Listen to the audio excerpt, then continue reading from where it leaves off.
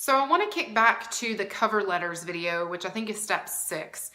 You do not want to send that out or mail that out to agencies unless they specifically ask for snail mail on their websites. Most of them do digital submissions, but you don't want to send any of that to them unless they kick back and ask for it or it's already present on their site. Now, what you can do is send that out to casting directors, whether you have an agent or not. And we're going to talk about that more in the next video. But for now, what I want you, well, not the next video, the next step, all right?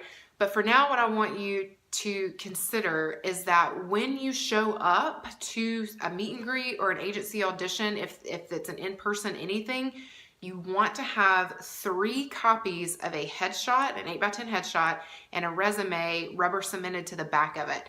Now, if there's not a lot going on the resume, just add a little photo of your kid in the corner on the page on the back, just like a piece of paper like this, like I have my notes on. You'll do like a little picture of them in the corner and then do what would be your cover letter on the back if there are no credits to speak of for that kid. That's okay, that will work because they understand kids just getting started, so there might not be a lot on their resume. So you can go ahead and just jot a quick note, maybe like 5 lines. And if it's you as the parent writing it, then go back and check step 6 about how to navigate that. All right.